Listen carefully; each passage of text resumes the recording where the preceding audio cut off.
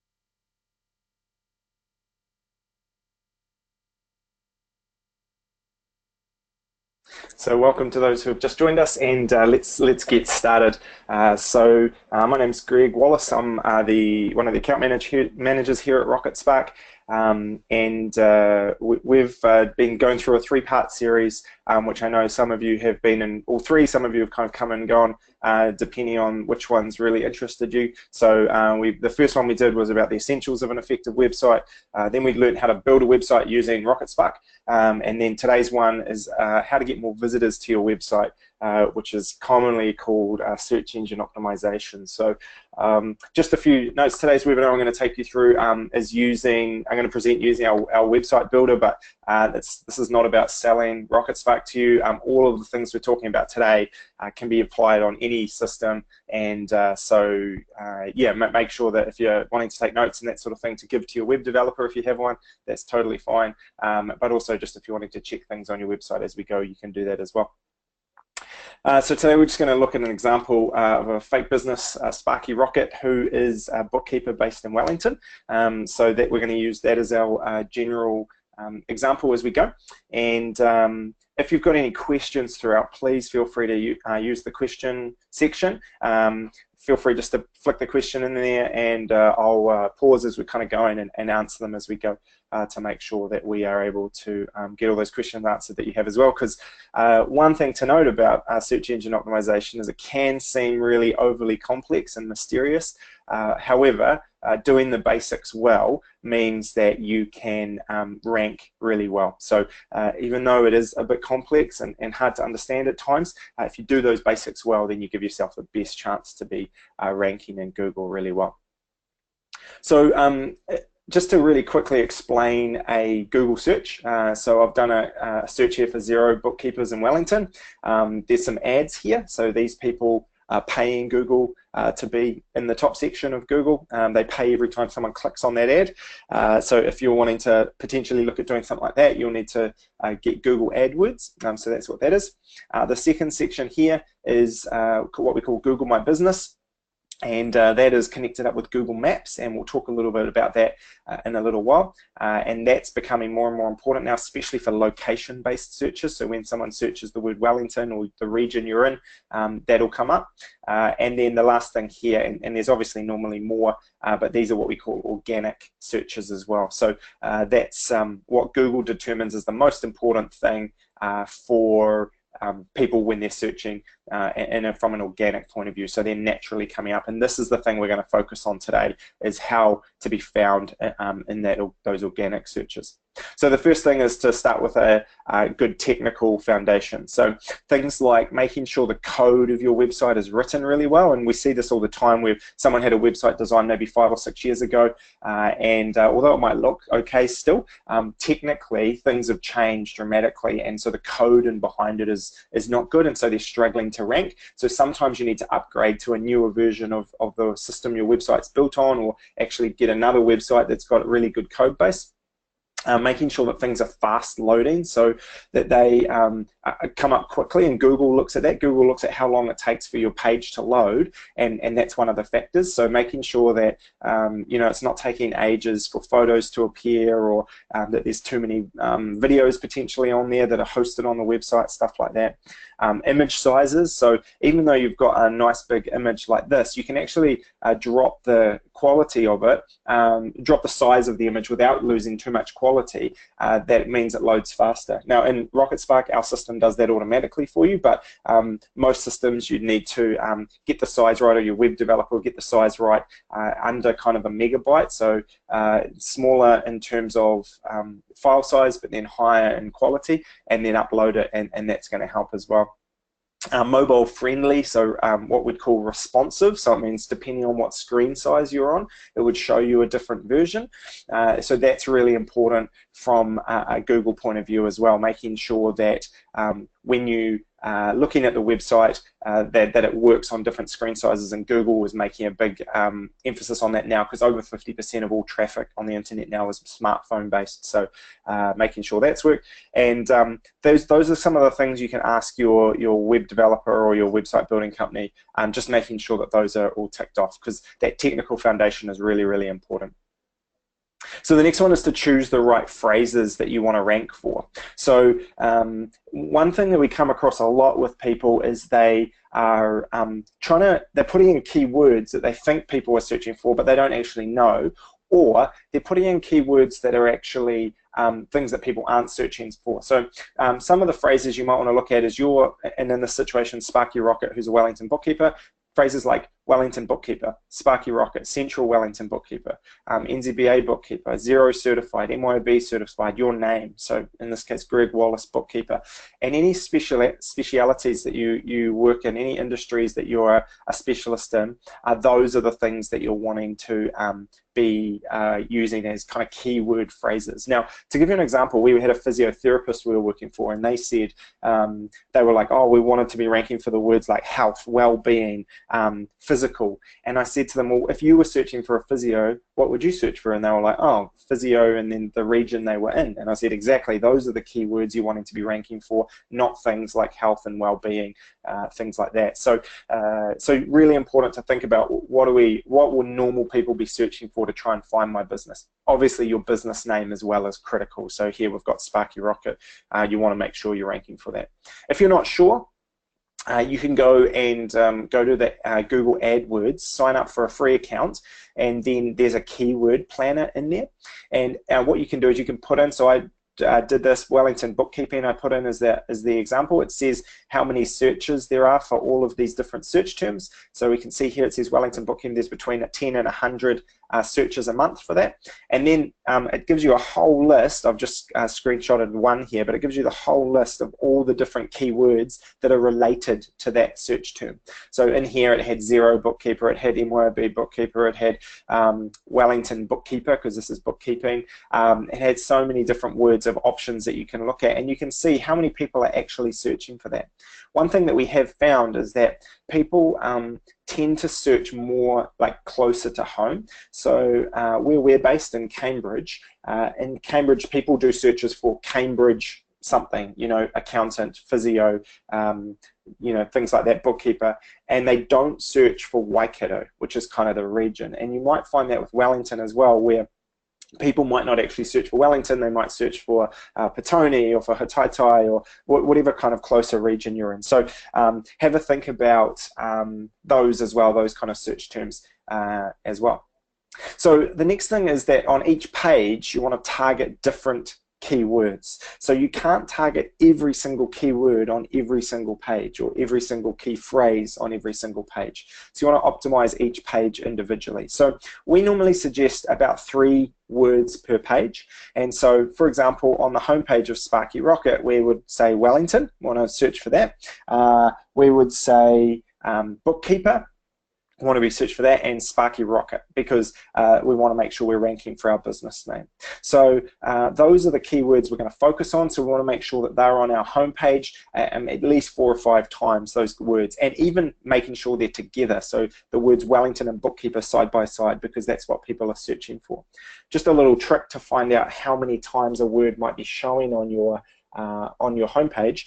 If you're on a PC, if you click Control F when you're on your website, a little search box will appear, and that's finding that keyword. And you type in the keyword or the phrase, and it will actually show you how many times it's on your homepage or on any page on your website. If you're on a Mac, you go Command F as well, and it will show you. So that's a really good way, and we do this all the time. We're like, okay, someone says my website's not ranking for this keyword. We jump on their homepage, go Command F, Control F, search that word, and actually see how many times it's on their homepage. Because if it's not actually on there, and so many times we find it's not, Google doesn't know that that's what you're trying to rank for. So you've actually got to have that that word on your homepage. So if I do this here, and if I go Command F on here, you'll see that this little search box appears here, and then if I search Wellington, we can see that on my page I've got it 3 times. And then if we search Wellington bookkeeper, it's on there twice. So if I was trying to get this page to rank for the term Wellington bookkeeper, I'd want that on there 4 or 5 times throughout the whole page. Okay, and then if we search Sparky Rocket, I've only got that on there once. So now I know, oh sorry, that's on there twice. Now I know that I want to put it on there more times. So I want to use it and put it in my content, in my headings, in my text, in my links, everywhere on my page. Now you don't want to just throw it in there 100 times. You want to be careful, but you will definitely want it on the page 4 or 5 times. That's going to give you the best chance to rank for those keywords. So, and then the next thing is to add your website metadata. So this is a little bit complex, and it sounds techy, but it's really simple. Basically, it's the words that appear in your Google search. So when you do a Google search, and we looked at one before, you know, you've got the blue bit here, and so you can see I've got Wellington Bookkeepers, NZBA certified GST payroll. I've got my web address here, Sparky Rocket, and then here I've got Sparky Rocket, our experienced bookkeepers based in Wellington. We specialize in Xero, MYOB, dealing with payroll, small business accounting, and my phone number here. And so these keywords Google's looking at and is going to show those in a search. So that's the next thing, is looking at your website metadata. And what we find is that lots of people have it done for their homepage, but then they don't have it done for their other sub pages. So if you've got multiple pages on your website, make sure that you've got this metadata done for every single phrase, every single page and every single phrase you're trying to look for. So basically we say this blue top, this blue section here, which is the metadata, the title tag, sorry, that there needs to be written for Google, and then this part here, which is the description tag, that should be written for people. So it needs to be in sentences, but using the keywords. Here you can just do it as kind of key word phrases, and these are called, these little lines here are called pipes. It's just a really nice clean way to break them up. So so this is written for Google, the head, the description tag, and then the description is written for people. So again, have a chat to your web developer if you're not sure, and have a look, do a search for your business and see what comes up when you do these searches. Google will automatically fill that in for you from your page if you don't have anything in there, but it's much better to have different content in your meta description than it is to have the stuff just straight from your page.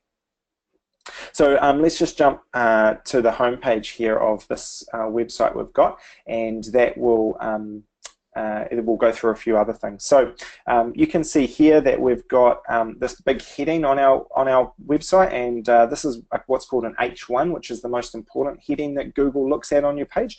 And you can see we've got the main key phrase we're wanting to search for, Wellington Bookkeeper. We've got that in there. Okay, just by adding the word your here, that doesn't add anything from a search engine optimization point of view, but what it does do is it makes it feel a little bit more natural. Rather than just having Wellington Bookkeeper, it's, you know, your Wellington Bookkeeper, but you can have whatever you want as long as your keywords are in there. And then you can see here we've got the word Sparky Rocket. This could say about us, but that doesn't add any search engine optimization value.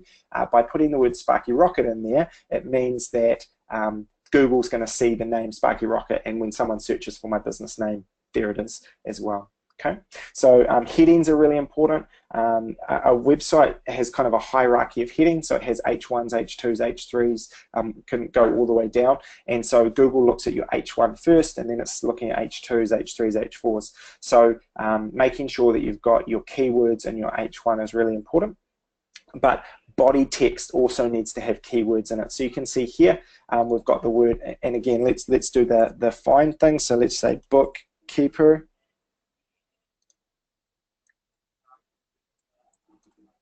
So bookkeeping. So I've spelled it wrong, that's why it's not showing up. There we go. So I've got the word bookkeeping 8 times on my homepage. So that's excellent. Okay, just giving me the best chance to be found for that. Let's search for the word Wellington. I've got Wellington on this homepage 6 times. Excellent. That means that it's going to be found really easily. If I search Wellington Bookkeeper with 2 Ks, now I've only got Wellington Bookkeeper once as a phrase. So I probably want to add it in a few more times. Okay, and then if we search Sparky Rocket, I've got that 4 times, so that's great. So you can really quickly see that find is a really nice way to be able to see how many keywords you've got on your page. And having it in your text is really, really valuable. So sometimes we get rid of text off our websites because we think it looks a bit ugly or people aren't reading it. But from a Google point of view, you've got to have a good amount of text on your homepage with the keywords added in there as well. So buttons as well. So we've got this button here, making sure that these buttons have the keywords in it. That's really important as well. So as we come down, so this is a page we've set up. Obviously, it's got some some key bits of information here for people to see. It's got a link through to our services. It's got a bit about our team.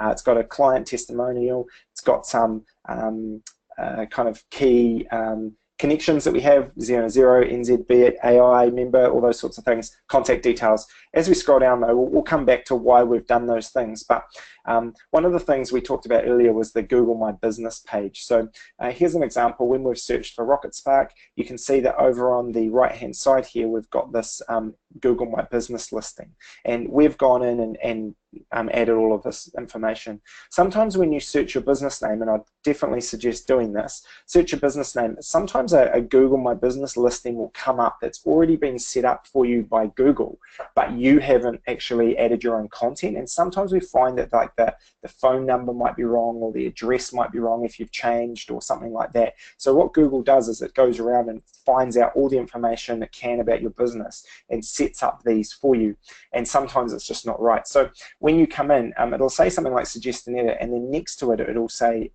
own this business ? And what that's saying is, hey, no one's said and claimed this listing. If that's your business, I'd totally suggest going and grabbing that as soon as possible. And what you do is you'll click own this business. It'll take you through how to verify that. So that means that Google is going to verify that you're a legitimate business, and then it will send you a postcard or give you a phone call or something like that to verify that that's who you are. And then once you've got access to it, you can change all of the content in here. You can change your photos, update those. You can put in your opening hours, put in your phone number, your website, all those sorts of things. And that's going to help your local ranking a lot. So if you take nothing else away today, I'd make sure that you've got your Google My Business listing, you've verified it, and you've got all your details set up there. So set up Google My Business. That's really important. So get relevant websites to link to you. So unless you've got a website that's been around for years and years, if it's a newish website, Google just doesn't know sometimes that you exist, that your website's even there. So it's really important to get other websites linking to you. So, for example, on the New Zealand Bookkeepers Association website, there's a listing for your business. Make sure that that's linking through to your website. If you're a Xero or MYB provider, they have their databases on their websites for people to find bookkeepers. Make sure you've got your website linked from there. If there's other industry sites that you can get a link from, that's great. Potentially your customers linking to you if they're happy to do that, suppliers that you work with, and then having great content, so that's blogging and things like that, which we'll talk about in a second. But all of those are easy ways to get links back to your website. It used to be that you could just set up and pay someone offshore to set up lots of little websites that linked back to your website. Google obviously cracked down on that, and now they want quality links from quality websites coming back to you. So if you can try and get a link from good websites back to your website, that's going to help your Google ranking as well. And then the last thing, which is a little bit longer, kind of a longer process, is starting a blog. Now, blogging is one of those things that gets a little bit of a bad reputation, I think. Travel blogs, stay-at-home mums blogging about meals they've cooked and things like that. So, but blogging for business is really, really important. And the reason it's really important is from a Google point of view. Google loves seeing fresh content on your website that has keywords that you're trying to rank for. So, so that's really important. Also, it's a really good way to provide good information for your clients. So information that they need to know about. Some of our bookkeeping clients, you call this news rather than blog, because blog has those connotations, but it's news. It could be updates about new tax law or new features that the software you use has been is launched, or anything like that. So we did this a few years ago and have had some really good results, and this is the thing that we see that has the biggest impact on search engine optimization over a long period of time. It's not a quick fix, but it is a long-term kind of strategy, and it's not difficult to do. So as I said, some people like to call it news, but the thing is that you want to be providing the answers that people are looking for. So we always say, if start by thinking, what are the top 10 questions that clients ask you all the time? And maybe it's something as simple as, why have a bookkeeper? Can't I do this myself? Or why use whatever software you use? Why do you use Xero? Why do you use Receipt Bank? Or why do you use MYB? Or those sorts of things. And you're the expert in this field, so you know the answers to these. It's just a matter of writing them down. There's two benefits to that. One is that Google, when people search for that, why do I need a bookkeeper? Up that article comes, they click onto it, and then they see, hey, look, this person, they know what they're talking about. They're based where I'm based. I'm gonna give them a call and use them. The other thing is that when clients ask you those questions, instead of you writing out the email each time with, hey, look, here's the answer, this is what I do, send them the blog article, and it's showing them that, hey, look, these guys know what they're talking about, and it's kind of giving that helpful information. Here's an example for us. So we wrote a blog article back in 2014 about the importance of a logo for your business. And so if someone searches, do I need a business logo in Google, the first thing that comes up is our blog about that. Now we get something like 300 views a month to that blog article, and so those are people who are asking, do I need a logo for my business? They're coming to that blog, they're reading it, they're going, okay, yep, I understand, these guys are the experts in small startup businesses, and they're probably looking for a website as well. So but this is long term. We wrote this in 2014, and we are still getting, after what's it now, 3 years, we're still getting people coming in through that blog article. Here's another example, the importance of a good About Us page. Again, we're the top rank for that, about good About Us pages and design, and why it's important to have that. Again, that brings us in a whole lot of views every month of people who are coming to our website and reading about that. So as I said, it's efficient customer help. You know, being able to send that off to a customer. It's showing your expertise. It's also getting links to your website. So, you know, you've got all these blog articles. It's just giving you more and more and more content on your website that Google can see without actually having to create lots of new pages. And it's also showing your expertise to referrals. So one thing we've found, and this is the biggest bit of feedback we get from businesses, they say, I don't need a website. All my business is word of mouth. Absolutely, and word of mouth referrals are the best way to get business. However, word of mouth referrals nowadays are coming via your website. So someone says, hey, you should talk to this company, they're my bookkeeper, they're amazing. And so then someone jumps on their website to either find their phone number or find their email address or just to check them out. And then they're giving you a call. And if you've got lots of good blog content there, then it's showing the people who have been referred to you, hey, these guys do really know what they're talking about. So you can look at our blog, rocketspark.com. There's lots of really helpful articles there, as well as just to see how we've done it, the questions that we've answered, things like that as well. We also share updates about new features we're launching and all that sort of stuff as well. So intermixed in there, you'll find you know, new features, you'll find case studies about some of our clients, and you'll also find those helpful things. So you can use it for lots of different things.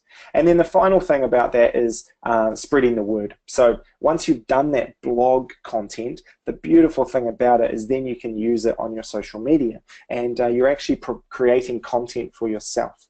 So there's a few really quick things with social media, and we're not an expert social media company, so I don't want to go into heaps of detail, but happy to answer any questions. A few things to consider. Making sure that what you're sharing is valuable content to people. If it's not valuable, people will eventually unfollow you on that social media. So make sure it's really valuable content. And if you're answering questions that you get asked all the time in your blog, then put those blogs onto social media and answer questions from there, and point people back to your website for those answers. Also the frequency of posting. You know, if you post too often, people get sick of it. If you don't post enough, then you're not top of mind. So it depends. It depends on the type of people you're wanting to hit, the businesses, where they are, all that sort of thing. But you know, 3 to 4 times a week would be fine. Twice a week would be okay. Once a week is probably the minimum you'd want to be posting on social media. But for lots of you, probably more than once a day is probably too much. On things like Facebook and Instagram and that sort of thing. If you were on Twitter, which I wouldn't suggest being on Twitter in New Zealand for social media, it's just not a big social media. But then you could tweet 3 or 4 times a day. But for things like Facebook and that sort of thing, you probably once a day would be fine. And then the final thing is obviously what social media to use. So there's so many different options out there. Facebook is obviously the biggest and the most used. I definitely suggest that's the one to look at. The other ones to look at probably would be LinkedIn, would be the only other one I would look at. Instagram probably isn't the right place for most bookkeepers to be. As I said, Twitter is kind of dying in New Zealand, so you don't necessarily need to be there. Yeah, other ones, if there's other things that pop up, depending on the industries you're in and the markets you're in and that sort of thing, then there might be others. But definitely Facebook and then potentially LinkedIn. But doing one social media really, really well is better than doing all the social media poorly. So I definitely suggest looking at that. So yeah, once you've got that blog content, getting it across into the social media is the way to drive that traffic back to your website. So yeah, that's all we had for today. So if you've got any questions, happy to answer those for you. And if it's a specific thing that you're struggling with, or specific things you're wanting to be found for, or things like that, let me know. Obviously, one thing to consider is competition. So in a town or a city like Wellington, obviously a lot more bookkeepers there, large city, but obviously more people doing searches. In a smaller town, it's probably going to be easier to be found for the location and search term. But if you're in a big city, it's going to be harder to be found for that, but there's more people searching. So the other thing to consider is what we call long tail SEO. So historically, you know, being found when someone searches Bookkeeper Wellington is what people were wanting. However, things like longer phrases, so zero certified bookkeeper, or potentially builder's bookkeeper, Wellington, or builder's bookkeeper Petone, or something like that, something that's a longer phrase. Even though there's less people searching for that, the people who are searching for that are looking exactly for your service, if that's what you offer. So those longer keywords and phrases are definitely beneficial to be kind of adding into your content as well, and to be thinking about getting searched for. So yeah. So just got a question here from Linda. Health check on a website. If so, what's the cost? Yeah, absolutely. Happy to do that. If you want to send me through the link, I'm happy to have a look. Free of charge. It'll just cost, only take us a few minutes to go through and say, hey, you could look at doing this, this, and this. So yeah, absolutely. Send it through to support@rocketspark.com, and I'll put that address for you in the chat here. There we go. So if you send it through to support@rocketspark.com and just say, having attention, Greg, can someone have a look at this and just give me a quick rundown on some quick wins, some quick fixes, then more than happy to do that. So no problem there. So hopefully we've kind of simplified that for you a little bit, answered a few of those key questions. If you go to our support center, so rocketspark.com/help. In there's a search engine optimization guide, and that'll take you through all the things. Now, obviously, lots of it is Rocketspark related, but it all applies to, as I said, it applies to any website. So you can take the kind of general principle and apply it to any website. So feel free. It kind of goes step by step on all the things you should think about. And we've had really good feedback about that. So I'll put a link in for you. Let me pull it up here. And then I'll drop a link into the search, into the chat section as well. So there we've got this SEO and reporting section and search engine optimization guide. So I'll drop that in here as well. But cool. So and down here, if I scroll down, you can see laying the right foundation for good SEO, and it says all the stuff we've talked about today, plus a few more things. So and then you've got the more advanced stuff, which is around the good blog content, social media, and some other kind of more advanced things as well. So so feel free to feel free to jump on there and use that as well. So, and the last thing I just wanted to mention, next week on Wednesday, we've got an advanced search engine optimization session as well, which we're doing with all of our clients. So this isn't just for bookkeepers, it's more for anyone. So I'll put that link into the into the chat as well. So let me just pull that up, and then if you're interested, you're more than welcome to sign up for that as well. Feel free to share it with other people if you think it might be valuable for them, if you've got anyone who is asking about that. So I'll just find that link, here it is, and then I'll drop that into the chat section. There we go. So hopefully you've received that. If you want to sign up for that, which is increasing inquiries from your website, then that'll be a really useful session as well. Cool. Thanks so much for attending today. If you've got any other final questions, feel free to flick them through. Otherwise, if you'd like me to have a look at your current website and just offer some suggestion, happy to do that. And feel free to fire that through to support@rocketspark.com, and one of the team will be able to look at that for you and give you some advice. Great. Have an awesome Friday. Have an amazing weekend. And any questions, feel free to let us know. Thanks for tuning in today.